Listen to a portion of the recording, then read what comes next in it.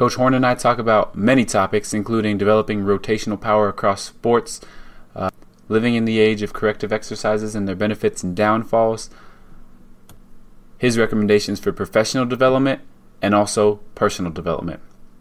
Coach Horn is one of those people who needs no introduction, although I've given it my best attempt. So without further ado, here is Coach Ryan Horn. Coach Horn, thank you so much for your time. I really appreciate you taking the time to be on this podcast. So for the listeners at home, will you tell us a little bit about your background, how you got into the profession, your motivation, and what made you choose to go the basketball route? Yeah, well, first and foremost, I want to thank you for inviting me on the show. You know, I'm honored to be here. Every time someone asks me to do one of these, I'm always humbled by it, and I always ask myself, you know, why are people bringing me on here, and what do I do that's unique, or what do we do that's special that would make it interesting for others to hear? But I really appreciate you having me on. You know, it's been over a decade. It's been a lifelong love for me as far as performance and strength conditioning is concerned.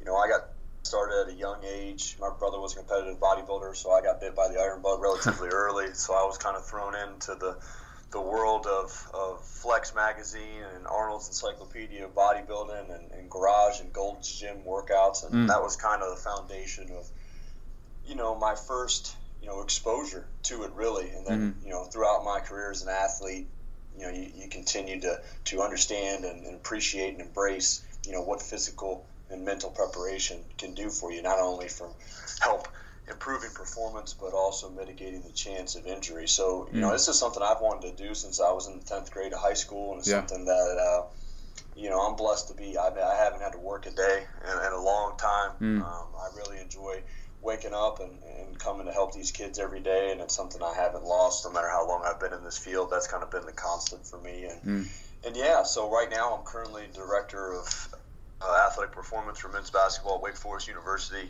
Before my current role, I was at the University of Tulsa, and before that, I was at Virginia Commonwealth University, Liberty University, and then Robert Morris University, which is where I got my start with Todd Hammer. So I've been blessed not to have been fired yet, not have to move all around the country too much. I've had people tell me that I'm not a real coach until I get fired, and I've said this on other podcasts. If that's the case, I never want to be a real coach, and I'll stick with being a fake one and doing that. So yeah, that's kind of my story. I don't want to go too long on that. I'm sure people can Google search that if they need to. Yeah. No, fair enough. So what kind of made you diverge into the basketball route? You kind of have a football background from your personal sport background, correct? So kind of what made you make that choice? I don't think I really chose it necessarily. I think it just kind of chose me. Okay. You know, I got into coaching to be a coach. When I took my first two positions, I wasn't concerned who I worked with. I just wanted to get the piece of mail that said strength conditioning coach on it. I was just excited to really be there. So when I first got into the field, I was working with field hockey, which I didn't even know what that was when I first started, and I was ashamed of it. But I had field hockey, I had golf, I had, you know, tennis, soccer, the whole deal. And I'm incredibly thankful just to have those exposures. I'm glad I didn't get into the field, to be a football or a basketball or a baseball or a specialist. I just wanted opportunities to grow and opportunities to not only push myself but get pushed by others. And that's kind of led me to the point where I'm at now. But I can't really say that this has ultimately always been my goal. It's just something that as doors continue to open and close, I just found myself here. So, yeah. Okay, that makes sense. And kind of with this, right, so being a basketball strength coach, this kind of affects you to a degree, but the G League has made this new rule where top prospects can go and play in the G League for that year until they want to get drafted versus having to go to college for that year for one and done, right? So what are your opinions on that, and how does that kind of affect basketball as a whole? You know, a lot of it right now is just theory. It hasn't really happened yet. We've done the one and dones. We've done go straight from high school right into the NBA, and there's only been a handful of kids that have been able to do that and do it successfully and do it at a high level. I think if you're one of those unique and special individuals that has the ability, like a LeBron James or a Kobe Bryant, and you're in a situation where you're a savant of sorts when it comes to the game of basketball, then, you know, I think we shouldn't limit someone's opportunities to ultimately go chase the goal where they want to end up anyways. You know, and I think when you look at college basketball in general, whether it's transfers, whether it's you stay 1 year, 2 years, 3 years, there's a lot of movements. There's a lot of variables that are in play. You got a lot of coming and going and kids staying at schools, leaving schools for a variety of reasons. And I think, ultimately, I think these kids should have options, but I also think there should be guidance in place to make sure that these kids are chasing the appropriate avenues that ultimately lead to success, and that they're not pumped or delusion of grandeur from people around them as far as their guidance is concerned. So I think the NCAA, us as coaches, and then of course the NBA has a responsibility to be extremely honest and upfront with these kids and let them know that the risk and reward involved, and then just understand what they're getting into, understand that they're going to be responsible for their decisions and actions. But I've always been a fan of choice. I've always been a fan, you look at a kid that's a one and done. I mean, he's at school for 8 to 9 months. Is that a huge difference in regards to his play, in regards to his preparation? Would that time better be better spent, trying to be a pro and practicing and competing and playing in an arena that suits what he ultimately wants to do or what she ultimately wants to do? So be it. But I've always been a fan of options. I've always been a fan of opportunities. I just think we have to be upfront with these kids and share that responsibility with them. Yeah, no, I like that. So diving a little bit more into the training piece, right? You talked about the multiple sports that you've worked with as you kind of progress to where you are. So what's your approach to developing rotational power across different sports? Yeah, I mean, when you look at rotational power, you're looking at the sport itself, what's involved, what are they getting on the floor or on the field or on the court that they're not getting in training. And when you look at rotational power, I think a lot of times we get lost in just the exercise itself and not necessarily the output, the intent, and everything else that goes with it to make sure that we're doing what we're saying we're doing. Doing a rotational med ball throw into a wall at 75%, while it might look like something, that's not always what it is. And then when you start speaking about transfer, you start speaking about specificity in regards to sport, I think we have to be extremely careful. We have to be extremely mindful of the dynamics of movements and trying to adhere to the principles of dynamic correspondence as described by Verkhoshansky, and understanding there has to be a rhythm, a timing, a speed, a amplitude, a joint angle. There's a lot of specific criteria that have to be fulfilled in order for something to transfer. So when I look at rotational power, I deal with basketball players, specifically. So when I look at that population for us, we're getting a lot of rotation, on the floor. We're getting a lot of rotation, with the ball in our hand. We're rotating in the air. We're rebounding. We're cutting. We're setting screens. We're turning.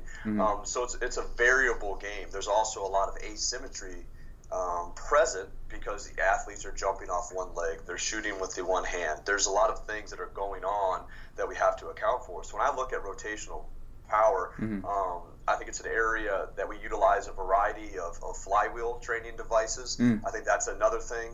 You can't just focus on just, concentric dominance as far as just throwing med balls. You have to make sure you're cognizant of not only using a variety of tempos, but also using a variety of implements, both in size and weight, and as far as using something like a flywheel or iso-inertial training device. Now I know not a lot of people have access to a flywheel, whether it's a VersaPulley or it's a K-Box or something like that. That's one area for us that's been huge because we're able to accentuate that eccentric force and to accentuate that eccentric rate of force development, which I think ultimately, we can only produce what we can absorb. And I think that's an area too, when you're looking at mitigating injury risk, also goes into play. But at the same time, to grab a med ball or to grab a plate and just start doing something just because it looks like something doesn't necessarily always lead to the end result that we desire. With anything else, you have to understand that the quality itself, as far as rotational power, we have to look like at what training quality do we want? What type of dynamics do we want? What type of body position, plane? What are we trying to accomplish? What do we want? And then the exercise itself is nothing more than a delivery system to basically deliver that stress in the appropriate at the appropriate level to get that desired training response. So that's kind of how I view exercises. I'm not one of those guys that's in love with my 9,000 exercise menu. I see them just like medications. One man's cure is another man's poison. So you have to be careful with what you're using and pick the one that makes sense as far as what you can coach and what you can do. No, I like that. Okay. And then kind of moving forward, right? So we know speed is king in most sports, and so we all want to be faster. But when training speed, a lot of coaches across the board, right, don't necessarily train speed, right? We work in the lactic area. Rest to work ratios aren't quite where they should be. So what's your approach in developing linear and multi-directional speed, and what are some mistakes that are being made here?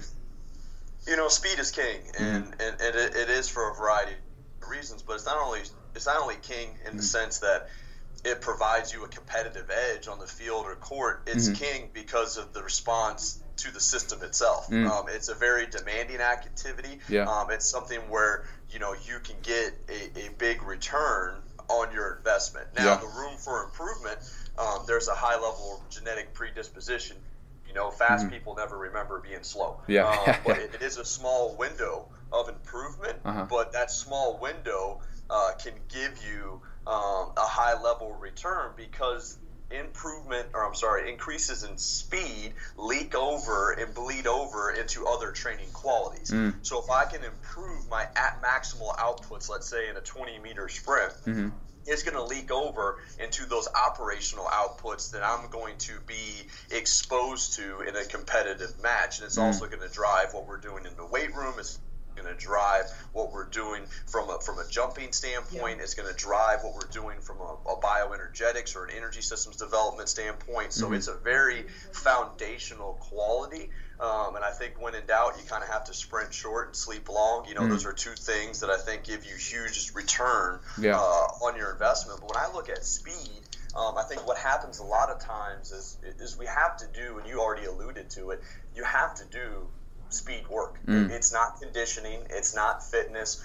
Kids have a hard time standing around for 2 to 3 minutes to let their heart rates come back down to a level that allows them to maintain maximal effort and speed, to make sure there's no cessation. When that speed drops off, that's when the cessation of sets should occur.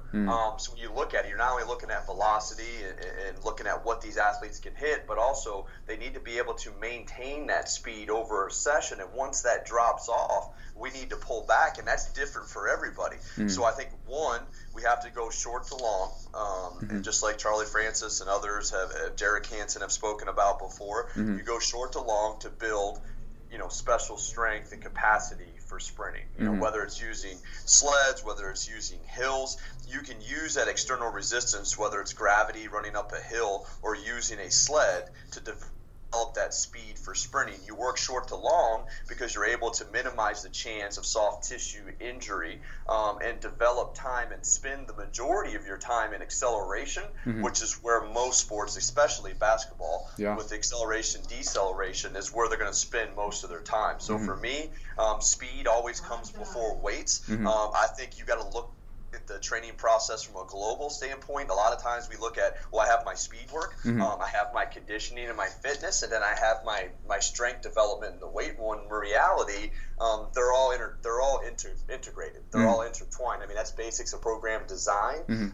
What I've seen, and what is all too common, is when you spend more time designing your resistance training program than you do designing your bioenergetic and your speed, and your agility and your change of direction work. To me, that's a problem. Because in reality, that's going to give you a big bang for your buck. You can build resilience and you build robustness in the weight room, but you have to understand where to put your eggs and which baskets they can go at any given time. Yeah, no, I agree. It's almost as if people take kind of let's say a nap on the conditioning program because the athletes don't necessarily have that in hand, right? They have the other sheets in hand a lot of times, and so a lot of times taken to make those look pretty as far as in the weight room, but then you go out to the field and it's kind of you're holding the sheet, and so you don't put as much time into it, it seems like, and it also needs to be, sprinting is the aim small, miss small approach. Like you can't you can't go in there and just throw these blanket volume and speed recommendations out just because that's what the group is. If you're dealing with a team like football or a team like basketball, and you have different positional requirements, different sizes, different anthropometrics, different types of genetic traits within that group, a lot of times what happens is the fast kids end up getting too much. Because they're already running at a faster clip.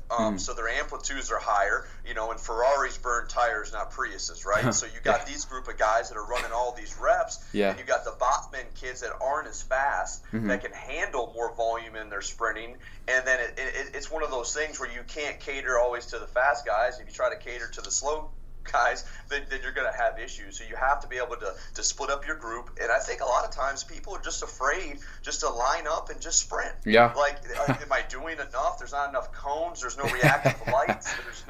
There's no yelling. There's no whistle. Like, just line up and focus on quality work, a quality signal, and a quality adaptation. Spend the time.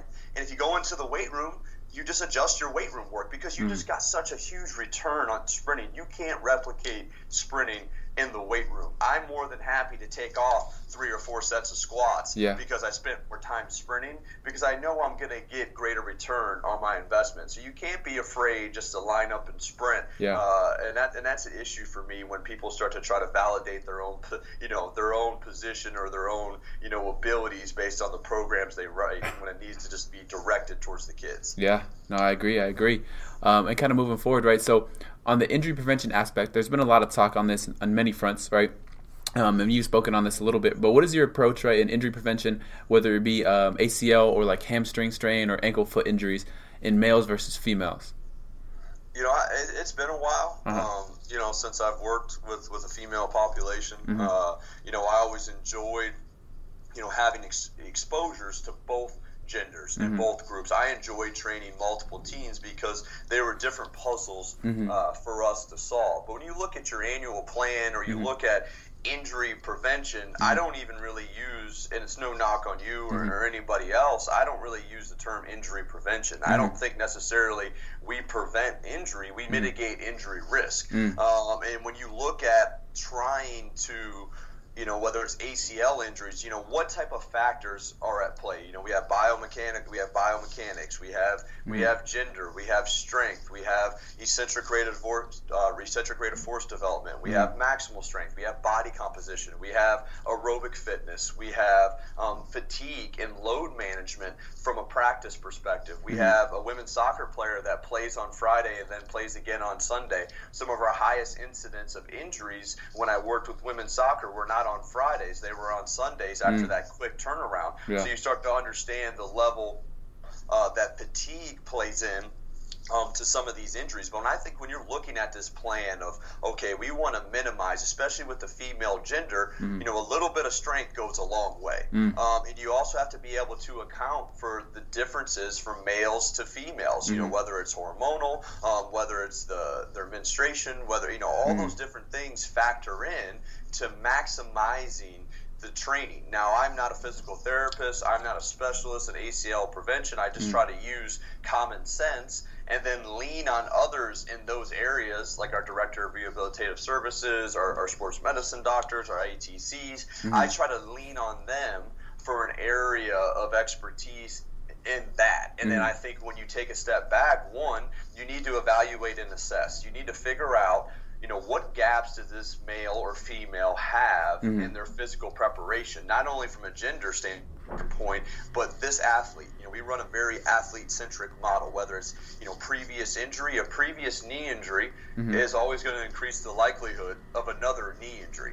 So I think a lot of times that's one of the greatest predictors of injury we have is previous injury. So when you're looking at that battery, as far as, performing a full assessment evaluation, performing bioenergetic and biomotor testing, sitting down with the athlete and having a discussion with them to see where they're at from a psychological standpoint as far as what they feel they need to work on, what type of injuries have they had, what do they feel like they need in that training process. And then when you take all those things together, you can develop a risk profile. And I just think it'd be arrogant of me to give you 3 or 4 things that I believe that's the ultimate cause of some of these issues. I think we just have to do the best that we can with using the resources and tools that we have available to screen and evaluate these athletes and then build them up from there. And a lot of that has to do with what happens on the field and what happens on the court from a practice perspective. So I think, the periodization or the load distribution of practice and working with your sport coaches to make sure that your athletes have enough time to prepare so then you can perform and then you can protect them, because you can't protect something you didn't prepare. So a lot of times when I worked with women's soccer, the girls weren't there all summer. They came there a couple of weeks before preseason, then they were thrown right into the fire with testing, practice, with two-a-days. Yeah. And that's a huge shock on the system. And that puts them in a place where they're fatigued. That puts them in a place where they're not able to tolerate that stress, which is ultimately going to affect their resilience. And then you didn't have enough time to develop their robustness. So I think when you're looking at ACL injuries, and you're looking at any injury in general, it's understanding the risk that's involved with the sport, understanding your practice schedule, and then letting your training not only complement the sport, but it shouldn't compete with it. And it also shouldn't compete with the athlete themselves. You have to understand what each individual athlete needs. That doesn't mean we got 30 different programs. But at the same time, we have to be able to figure out, well, we're doing a very similar training session today for the entire team. But this athlete needs A, B, C, and D. This group of athletes needs A, B, C, and D. It's in season. This group of athletes played 20, 30 minutes. This group of athletes played less than 10 minutes. So you have to figure out, what these athletes are getting and then fill the gaps. But I think that evaluation and screening process is huge. Referring out and leaning on other experts is huge. And then understanding the specific individual differences, not only between genders, but between athletes themselves and also as a result of the position or the sport that they play. No, that's very important. I like that. And I like how you broke it down that way, right? And kind of one thing that I wanted to dive into a little bit more is, so the corrective exercise front has been growing and gaining speed right across the board in certain populations with certain coaches. So what's your suggestions to coaches there? Because I know a lot of coaches spend a lot of time on the preventative measures, right? So say we're doing a bunch of correctives, but then we might not have as much time for the big rock training, right? So what's your opinion or suggestions in this area? I think you got to always put your big rocks in first, and you took my analogy, but it's okay. But you got to focus on your big rocks, and I think it's one of those things that's ironic to me. To me, all training should be corrective. All training should be functional in the sense that it should lead to a functional adaptation that results in an athlete becoming, more resistant to injury or improving performance. So I think you can, corrective your way out of the business, so to speak, in the sense that if you don't prepare these athletes for what they're going to be placed under, you're doing yourself and, more importantly, them a disservice, and you have to understand that, if they're going to have to practice for 20 hours a week on the floor with their coaches, you have to understand what they're going through on the practice floor, what the head coach's vision is, how he likes to practice or she likes to practice, what type of drills, how does the system work, what type of rotation does this, I'm just using our specific example, but what type of rotation? Do they use a small rotation? Do they use a big rotation? What type of minutes are they going to get?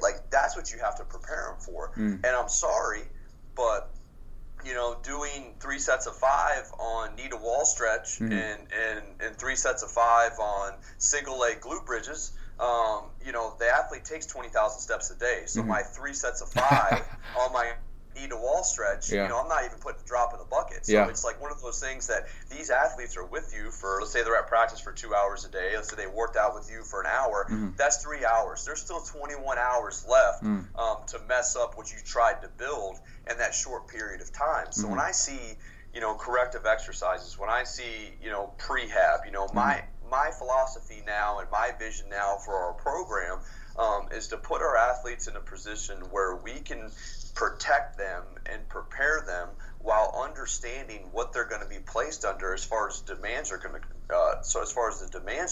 So we're going to perform, band hip circuits. We're going to perform, RPR and breathing. We're doing some of these things, but that's not the foundation of what we're doing. We have to teach. We have to be able to train. We're not going to put, like the old quote, from Greg, we're not going to, place strength on top of dysfunction, but sometimes strength is corrective in nature. Yeah.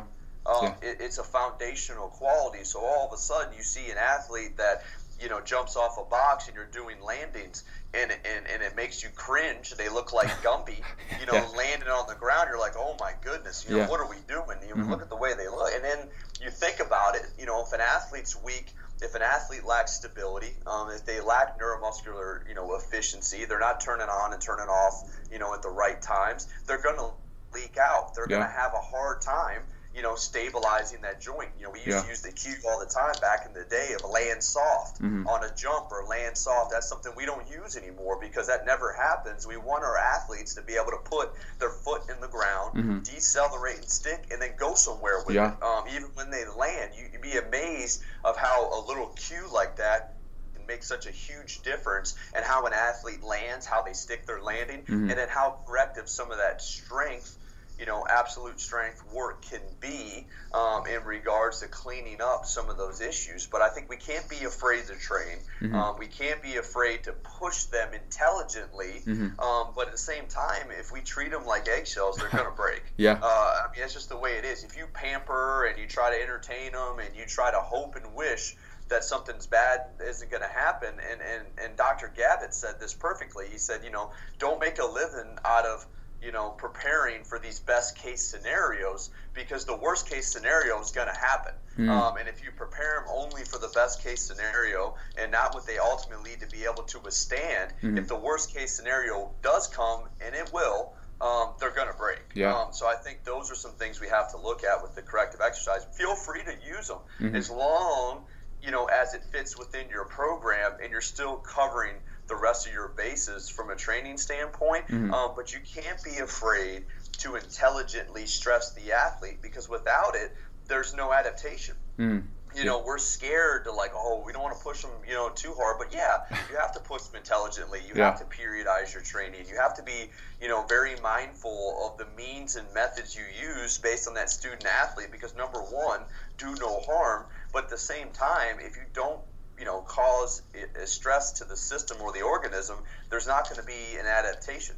So what result are you really getting besides, taking up adaptive and recovery reserves, just being in there?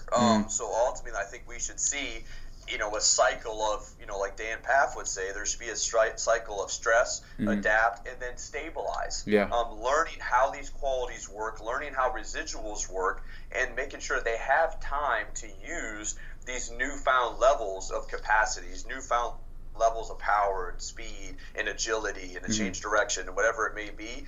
You have to zoom out a little bit and see the big picture. But that's my long-winded answer on corrective exercise. No, I think that's really good. A really good answer. And if you just look at general adaptation syndrome, right, you have to have the stress response for there to be that raise in level, right? You have to have a stress response or nothing gets started. So no adaptation gets started. So I really like how you broke that down, right? And then, too, I just to throw in there. There's also, I think that sometimes we have to be mindful of the fact too that athletes can be great in spite of what we do, not because of it. There's also maladaptation. There's also athletes that adapt to maximal strength work that are no longer reaping the rewards or benefits from maximal strength work because their sprints aren't getting faster, their jumps aren't getting higher. So you have to understand that too. Just because, you're going to get, what you ultimately wanted based on the program you designed. But we also have to understand, too, that, adaptation can be good and it also can be bad. But the body's going to adapt. It's way smarter than we are. It figures things out at a much higher clip than we do, even though we like to think we do. But at the same time, it's going to figure out the way to do the most, amount of work at the least cost possible. That's just how it's wired. Very true, very true. So working with athletes, you work with a lot of extension-based athletes, right? So with that, what have you seen, or what has been your approach to training athletes that have, say, a disc or a back issue coming in?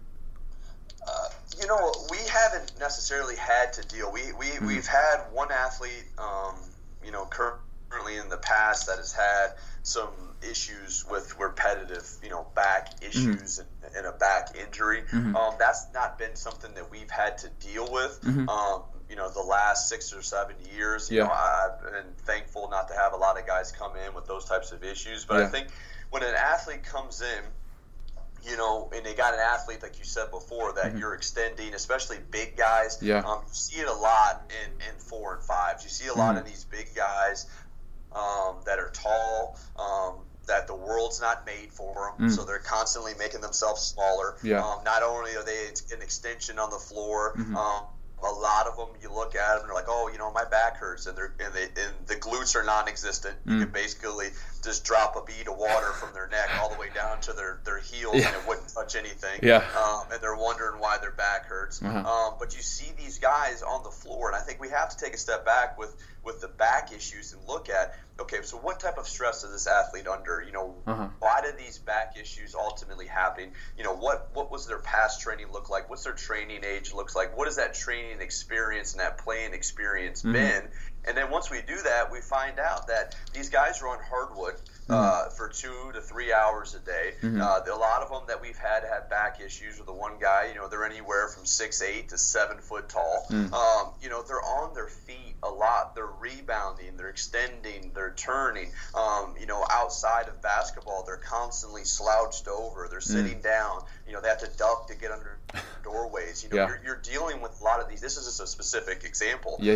But when you're looking at that, it a lot of times what we see when those guys come in is they focused all their attention on their low back. Everything they're training, they've been afraid to train. They've been afraid, and I just got to do my planks. I got to do my, my stir the pots. I got to do my cat camels. I got to do, and I get it. And I understand that. But at the same time, we need to understand, certain areas, and Mike Boyle and Gray Cook and others, you got stability, you got mobility. You take a joint by joint approach. But a lot of times it's been a cycle of they either haven't trained at all. They've done some rehabilitation, but they haven't spent much time preparing and making their bodies more resilient. Or they've done a lot of training the wrong way. And they're not necessarily the wrong way, but it was just misguided in the sense that they didn't have a lot of guidance, or they were doing means and methods or exercises at the wrong intensities, the wrong volumes, at the wrong frequencies,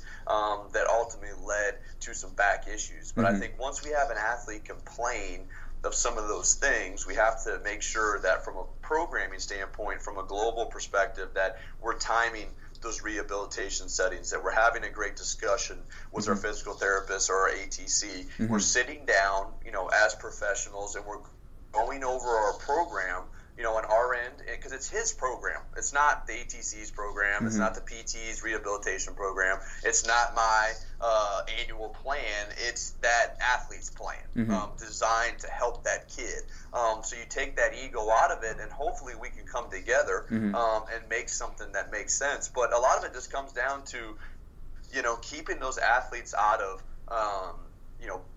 positions that ultimately cause pain, that ultimately cause residual soreness the next day in practice. You have to have that dialogue and that conversation to make sure that you're solidifying before you amplify their intensity and you're amplifying their structural stress. But that's all a conversation. So, with low back stuff and with any injury, I think that's ultimately what it's going to come down to. I think N equals 1.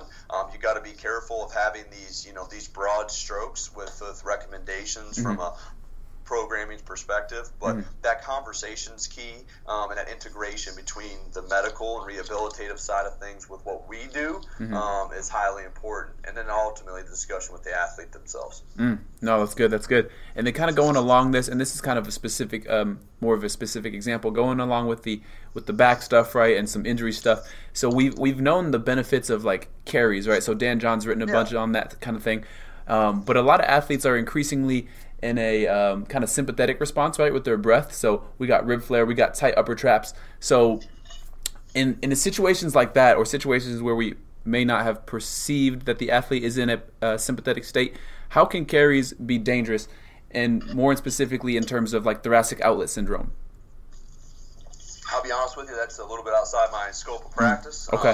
I'm not gonna speak on things that I feel like I'm not necessarily comfortable and or qualified to do in some areas. I think it goes back again. I think, whether it's carries, I think as a field, and this is strength conditioning, it can also be athletic training or rehabilitation, we just get mesmerized with just exercises and movements. And you brought up a good point, like, if an athlete's breathing or position or, there's so many little things that have to be in place to make sure. It's like, okay, Dan John said carries are good, let's do them. And necessarily, we can do carries, but a lot of times when we do carries, we do movements, we're trying to shove these athletes into this box of what our eyes say is movement competency. And you ask 5 different coaches and they see 5 different things. So their standards of movement competency and efficiency, your eyes lie to you.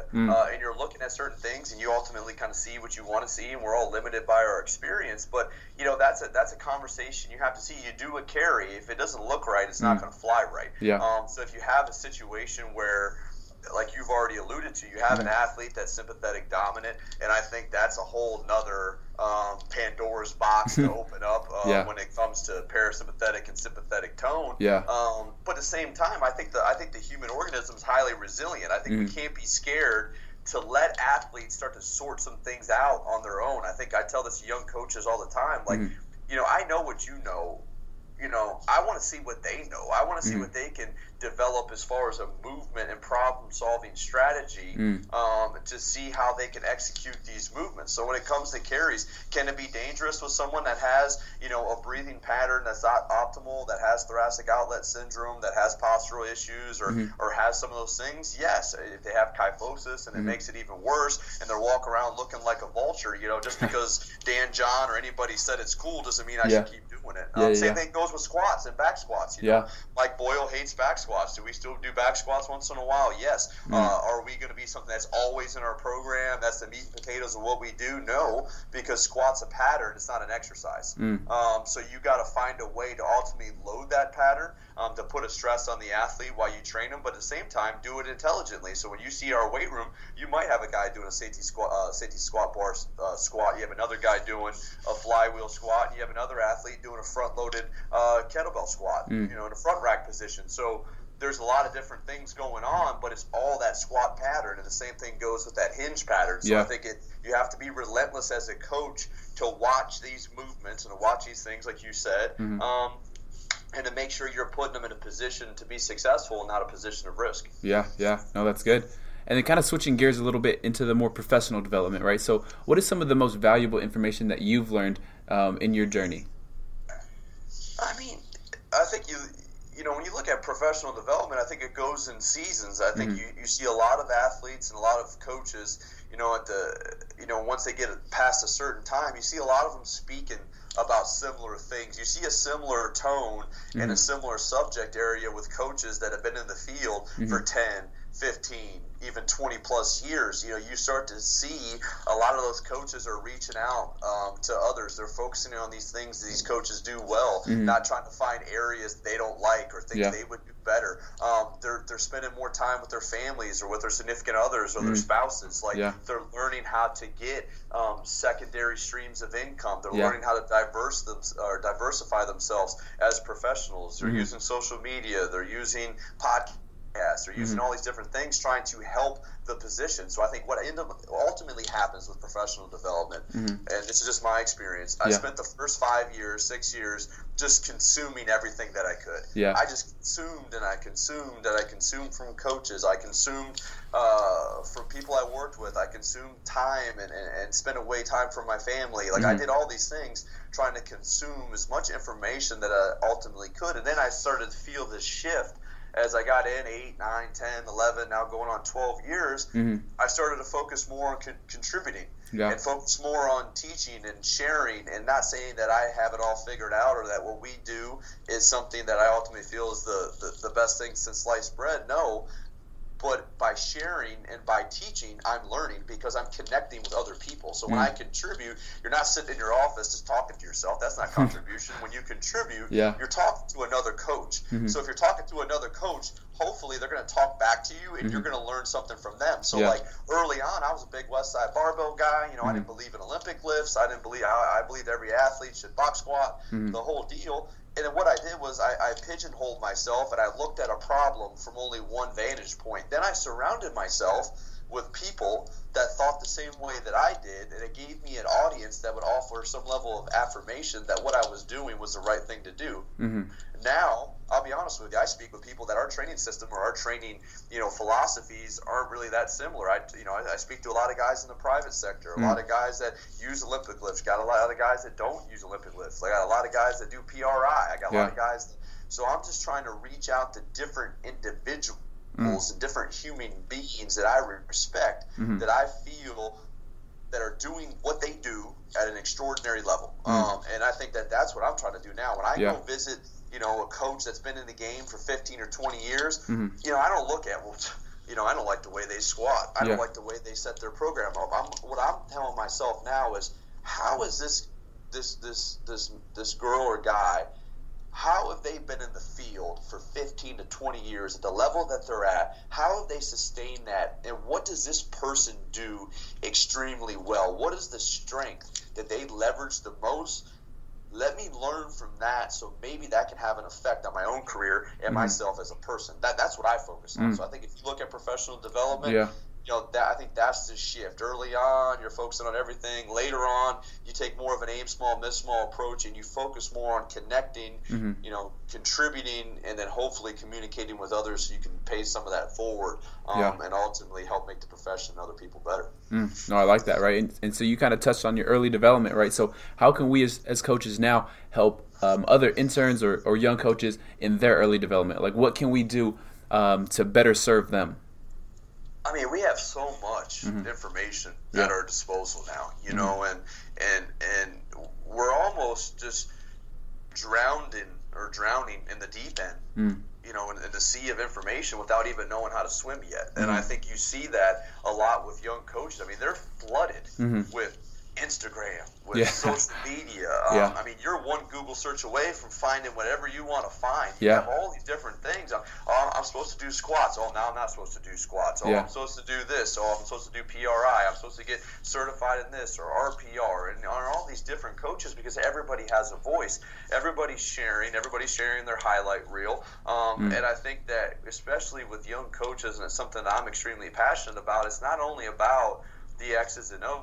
It's about teaching these kids and these younger coaches, how to assimilate that information, how to take what they understand, how to absorb what's useful for them, and then learning how to be a professional. What goes into that program design? What goes into making it fit the population that you work with? Not only athletes, but the coaching staff and administration. What goes into budgeting? What goes into fundraising? What goes into how to build your own personal brand? And I know that's a naughty word in strength and conditioning. It's like, oh, you don't do branding. If you want to do branding, you go in the private sector. But it's not true. You have a brand right now at whatever school you work at, whether it's high school, whether it's collegiate, whether you're D1 or D3 or NAIA. What people ultimately say about you when you're not around, what they think of you, what your character has created for you as a result of your position, that is your brand. And you have to be very constant when you're at conferences, when you're on the floor, like you're always on. Whatever you post on social media, the conversations you have with others, like that's what's key for me. Like I think that's how we make each other better. And Brett Bartholomew's, and I know I've dropped a lot of names because I've had a lot of people influence me, and I think it's important to be grateful for those experiences and the people that have taken time to invest in you, and some of the people that I've mentioned, whether it's Tim Constos or Todd Hammer or Brett Bartholomew. Like all these people have invested in me, and he has a great way of putting it. We are having this conversation. We were saying, like, what do we ultimately want to do when we got in the field? Well, we want to help athletes. Well, if I want to help athletes, I got to help coaches. If I help coaches, I can help far more athletes than I ever could have imagined. Because I can cast a greater net, and I think that's what we need to do. Is we need to help each other, because we all ultimately have the same goal. And I'll be honest with you, if you and I are playing each other, what periodization scheme we're running compared to what you're running isn't ultimately going to affect that scoreboard too much. So I think we can do a better job of sharing openly, of being genuine, of being vulnerable, and having these meaningful discussions in our day-to-day lives. Because no matter what level you work at, we're all dealing with similar problems, and it's important to get different perspectives of how to navigate those problems. No, I like that. So on the flip side, right? So article recently came out. I believe it's called "The Resignation of a Strength Coach." Essentially, are you familiar? Yeah, I know Dave really well, actually. Dave, Okay. actually, I took his job. He left to take a full-time job at VCU, and I replaced him when I first got my GA position. So, yeah, I know Dave well. Okay. So, yeah, we touched on kind of some benefits of being able to share and communicate, right? But what are some things that need to be fixed within the profession which we can affect, or that need to be affected on a bigger level? Yeah, I mean, I think when you look at the profession in general, you have a profession where there's a lot of coaches. That I think the market is pretty saturated with coaches, and there's not a lot of jobs available. Yeah. And I think what happens is that dilution of the market is, in the available candidates. I mean, no matter what the job posting is, you're going to have hundreds of people that apply for these positions, and not only will they apply for these positions, a majority of them will take the position at whatever level they can get it at, whether that's salary, whether that's a contract, whether that's bonuses, whether that's security, whether it's resources and support. Like, you have a varying level of guys doing a very similar job with far significant differences in what's being compensated and the resources that are being provided, even at the same level. So I think when you look at that profession in general, if we want to be a profession, we have to be professionals first. We have to make sure that, what we're doing, what we're putting out there, how do we conduct ourselves on carpet, and a lot of these changes aren't going to happen at the platform. They're going to happen in the boardroom. They're going to happen in these meetings behind the scenes, making sure that your department or your staff, that your best practices and you're giving a top level of care to your student athletes. So first and foremost, you got to put your mask on first. It's like the old airplane analogy. You got to put your mask on before helping others. I think that's one of the best ways we can help this field is teaching not only of ourselves how to conduct our every day as professional, but helping the people that work with us teach those young coaches how to be pros. How to dress. How to have discussions with administration, how to get yourself involved on campus, and then ultimately how to get yourself involved with spreading the message that we are a profession, that we are unified, that we do serve a greater purpose as far as protecting and preparing these student athletes. But I think, there's a lot of people, there's a lot of great coaches that are currently unemployed. I mean, there really is. There's a lot of great coaches, very sharp, very smart coaches that are sitting at home or that are in jobs that they don't want to be in because ultimately something along the lines, whether it's decisions or opportunities or lack of relationships or network or whatever it may be, are sitting at home or working in positions they ultimately don't want to be in. I think you also have that in every field. You have that in every career, has those types of stories. But, we're in a very small niche market that's only been around, for a couple decades since the late 70s, 80s. We're relatively, a new profession.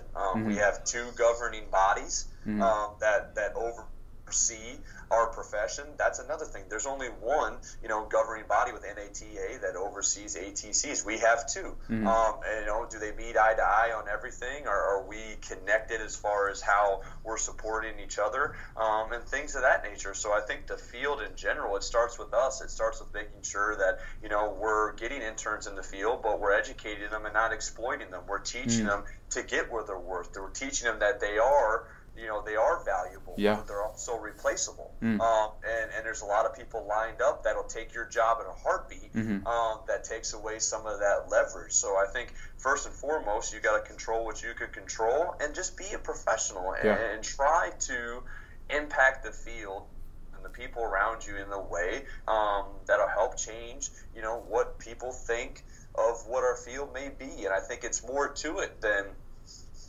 guys or girls jumping around on the sidelines or on the bench or having shaved heads and beards and doing the whole thing. I mean, there's a lot of stereotypes on what we do. But at the same time, I think that's why you always see, like, we thought sports science, there's a lot of coaches that thought sports science would add value to our role.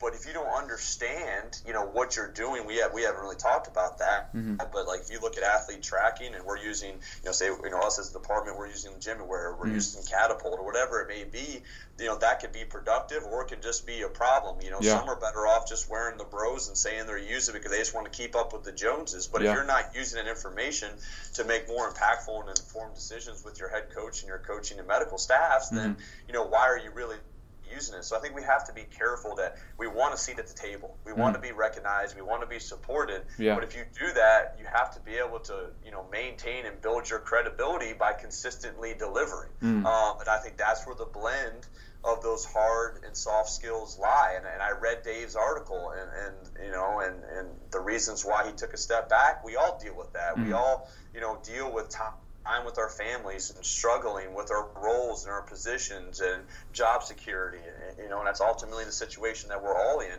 And there's some of us that, there's a higher risk and higher reward to what we do when it comes to our paychecks, but there's also a higher risk as well. So I think it ultimately comes down to, if I want to be the best father, be the best husband, be the best coach I can be in this profession, then I have to be able to shape my career around the life that I want to live. And I got to understand too that, coaching's what I do, but it's not who I am. So I think that one thing that's helped me a lot is I don't have that identity crisis anymore. Like I know what my purpose and what my gift is. And then coaching's nothing more than a vehicle or a vessel to deliver that gift. But I also can go do other things to help do that. But I think that goes back to what I was saying before. And I had a conversation with Pacey the other day, and we were talking about finding other sources of income, finding ways to diversify.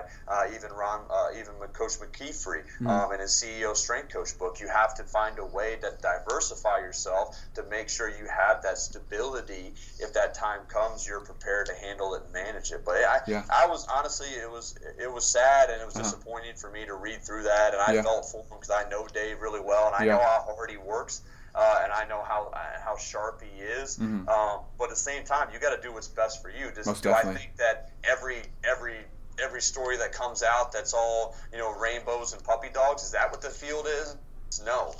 Is every story like Coach Adamson's and Dave's? No. But I think we have to understand, there's going to be both of those stories on a daily basis, and we just got to make best of what situation we're currently in as individuals, and go from there. No, that's good. And you kind of spoke on the lack of job opportunities, right? And that's definitely true within the college setting. But then you also spoke about diversifying and getting second streams of income.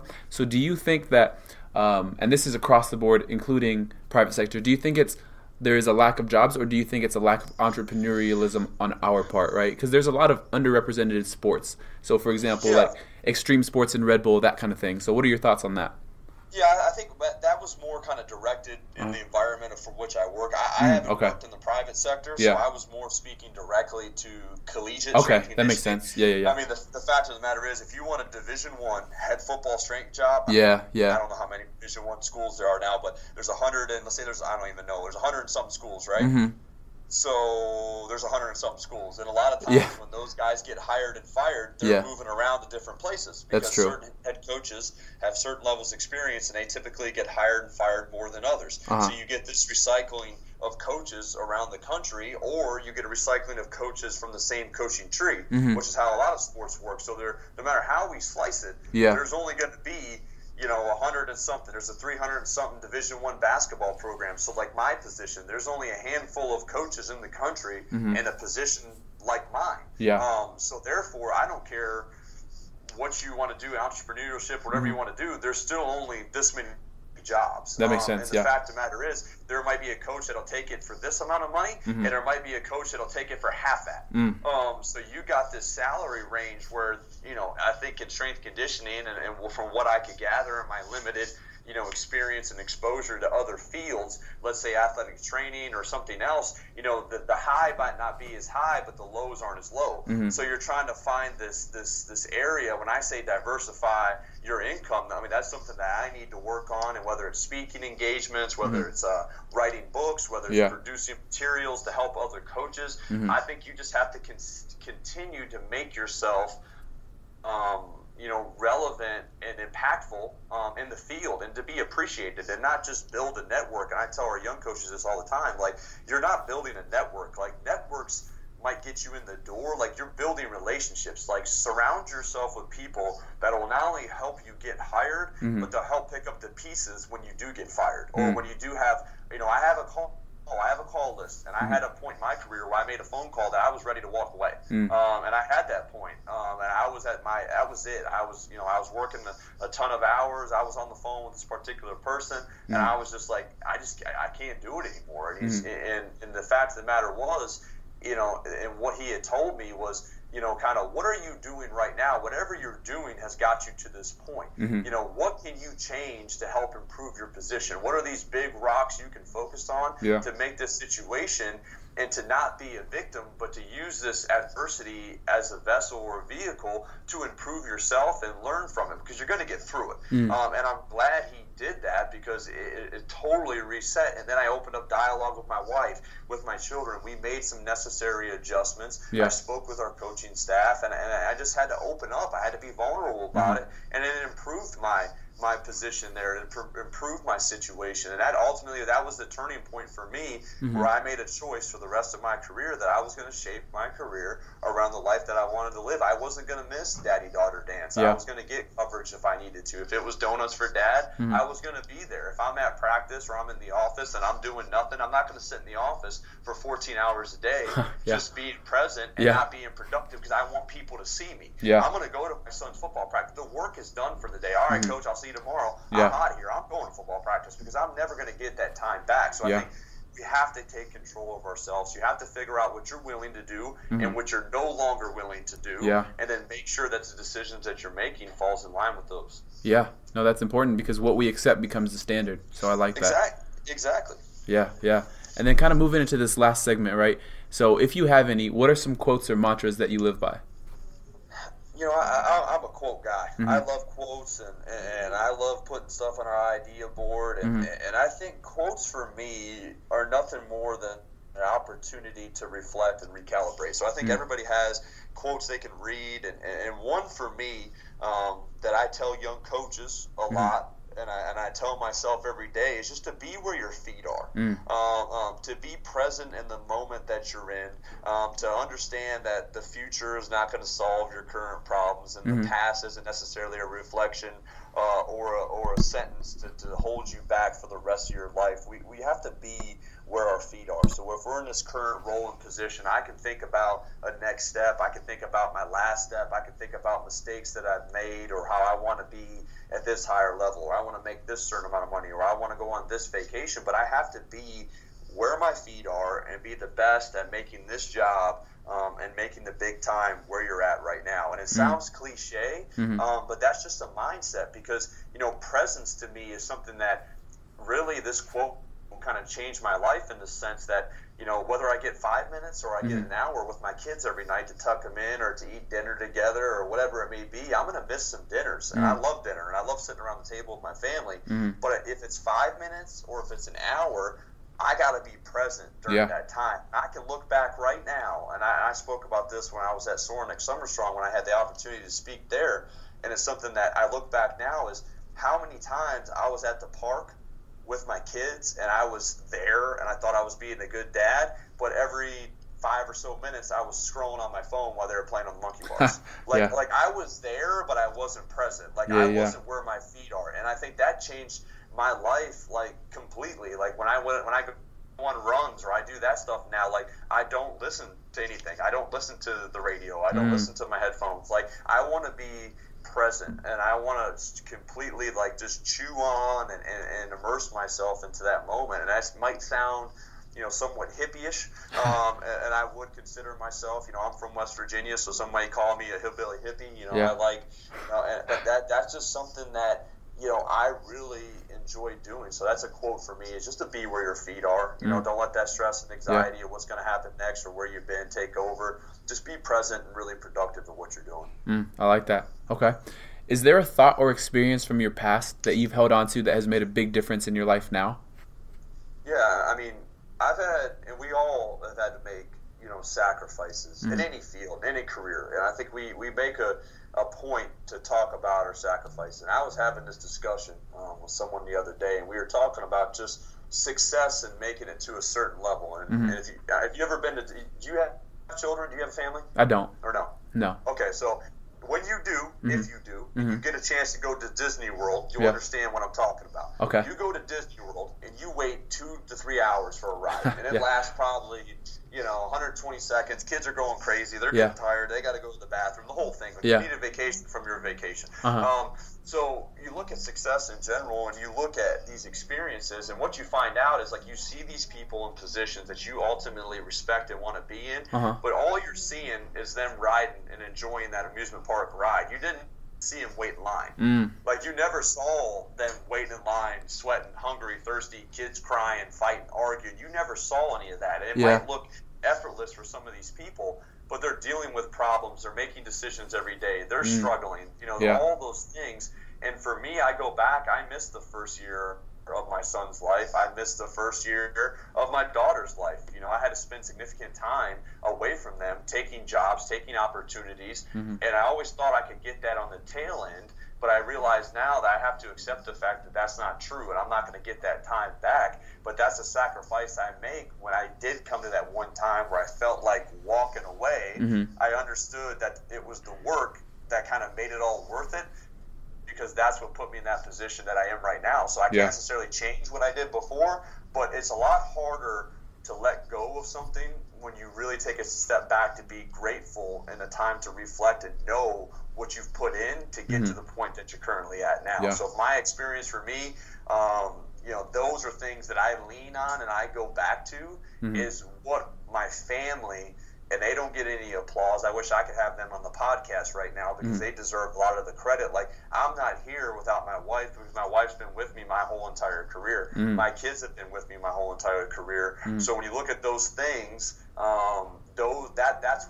my experience. That's what I really lean on to kind of sober me up, so to speak, and let me take a step back and look at this problem from a higher vantage point and truly see the big picture. No, I like that. So what is the best advice you've ever been given? Best advice I've ever been given? I think, it's just that you don't have it all figured out. Like, you don't know it all. Like, you have to remain open, and you have to remain and possess this sober sense of humility to understand you're all limited by our own experiences. So I think that for me, it's just to always keep my mouth shut and my eyes and ears open, and be very, cognizant. I think early on in the process, I would consider myself like, I was a good communicator. I talked to a lot of people. That's exactly what I did. I just talked to them. I was waiting for my turn to reply, my turn to speak. And I think, I don't know where it came from or how it worked out, but, one thing for me that's really, resonated with me is just work to improve, not to impress. And I say this a lot, but I think you see this a lot in our field where young coaches and old coaches are posturing and working to impress coaches that have no determination on what ultimately happens in their day-to-day life, or they lean on other coaches to give them advice, which is fine, but those people don't have to deal with the outcomes. So you're working to impress people on social media or people that you look up to as coaches, when ultimately the athletes and the coaches that you work with every day, that's who you should be focused on improving them, improving yourself, and let that speak for itself. Let them sing your praises, and then you can share your successes with others and those that have helped you get to the point that you're at now. But I think that's just leadership in general. You have to scream your failures, you have to own your failures, and then you have to, you have to share your successes with others and give credit where credit is due. But I think the one quote or the biggest piece of advice is just kind of work to improve, not to impress. I like that. Okay, so in contrast to that, what's the worst advice you've ever been given? Stay in your lane. Okay. And the reason why I say that, and I tell people to stay in their lane, but like when I was originally told, it was just kind of like, shut up, just focus on what you do. Focus on the weight room. You're not a sport coach. You're not an athletic trainer. Just stay in your lane. You do what you do. In our area, we'll do what we do.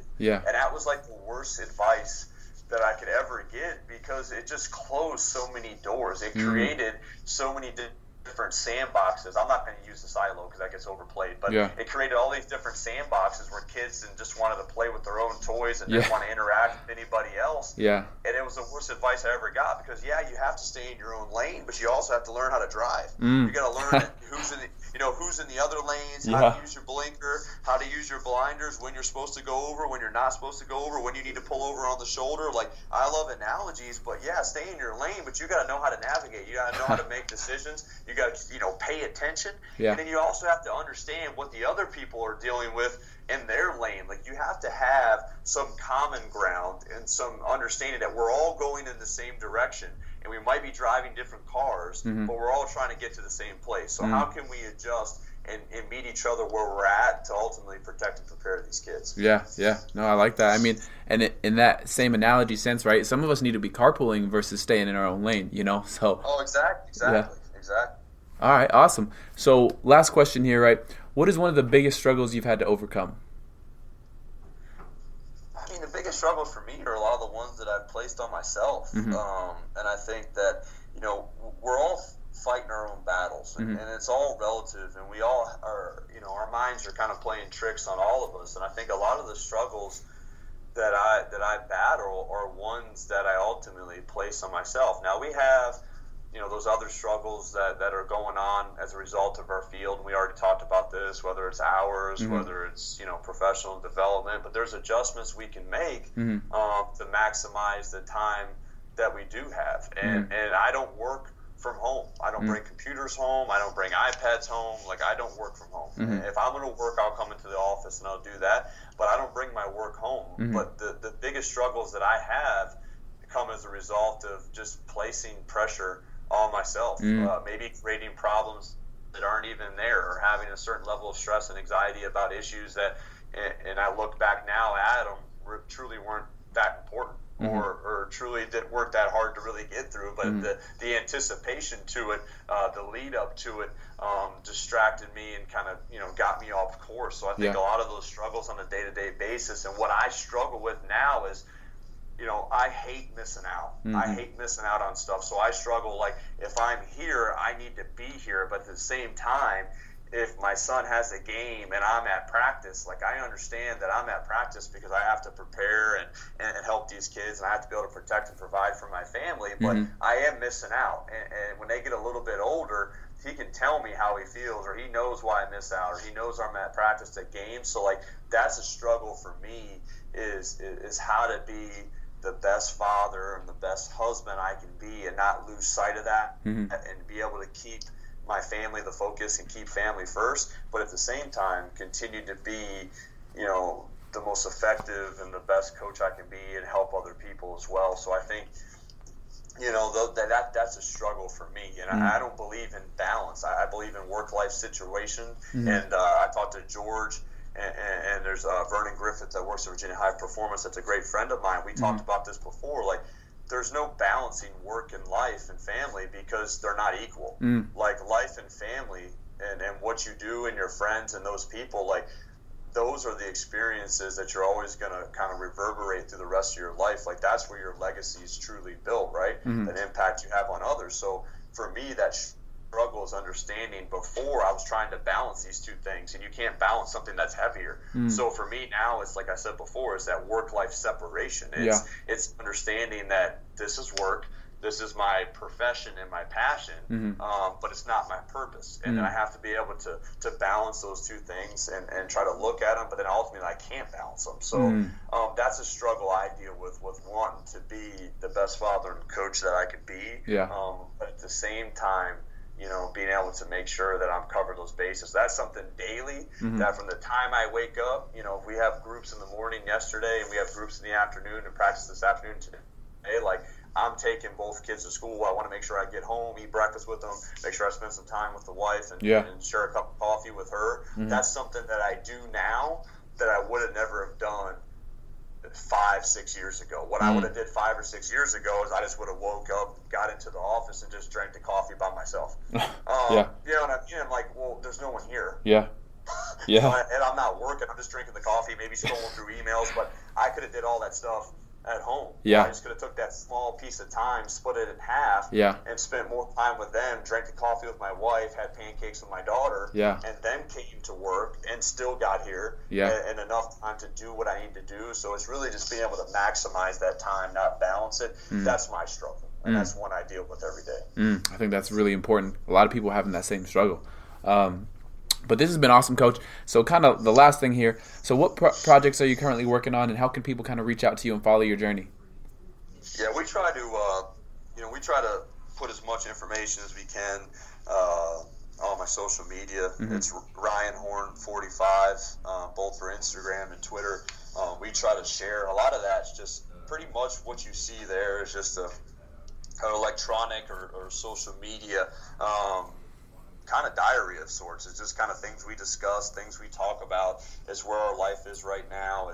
It's a way for me to communicate with others, but it's also a way for me to connect with others and connect with our student athletes. Like, I give them a chance to see what goes on outside of the weight room. Like they need to see like what our family life's like. You know, what are the other things that we're invested in, so they ultimately can have a better understanding and connection with who we are as human beings first. Just like they don't want to be just athletes. Like they're humans first and they're athletes second, right? So like they need to be able to see that as well. So like that's an area where we try to share some information that we feel is relevant to the field and what's going on right now and what's going on in our own heads. And some of it people may think sucks, and some of them they might like it, and that's okay. Hopefully some people do think it sucks, because that means we're ruffling some feathers and we're not trying to please everybody, which I think could be dangerous. But at the same time, like, that's a project we're working on right now. We got some other stuff behind the scenes. Writing for me is something that I need to do. It's something that I think I have a calling to do. I've always had a hard time starting it.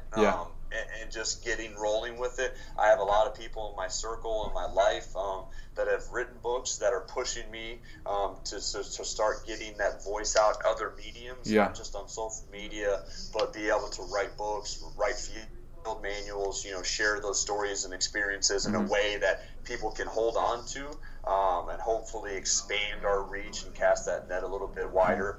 So that's something that we're working on right now. And other than that, like, I'm really, in what we're doing right now, this discussion, I spend a lot of time every day and every week on the phone or on email or in messages, just trying to connect with young coaches. I had a lot of people that didn't call me back, and I'm not perfect. Sometimes I don't get the emails or the direct messages go to the other inbox, and I'm not following them, so I don't get them, or I pick up on them late. So if I missed you, I apologize. It's not because I don't care, but we do try to make sure when we go to conferences or get emails and messages that we're trying to connect with people and we're trying to help them. And I think that's important, because there's a point in time, and I'll say this now, always be careful and be mindful of how you treat others. Even when they're unkind to you, be kind to them.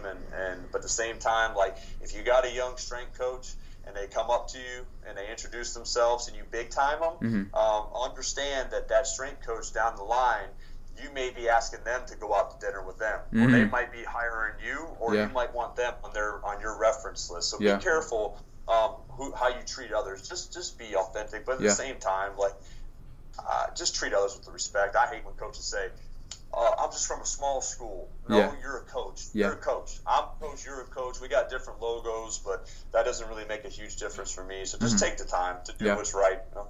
And I think being nice and kind and respectful to others can help make a difference in their life, and it ultimately give you a huge return as well.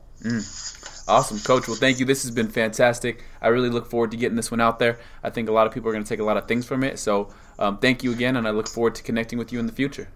All right. Thanks again for having me on. Thanks again for joining me. And if you enjoyed the podcast, please head on over to iTunes and write me a review or give me a 5-star rating, or both. Next week we'll have another exciting guest. But until then, this is the Gamut of Performance Podcast.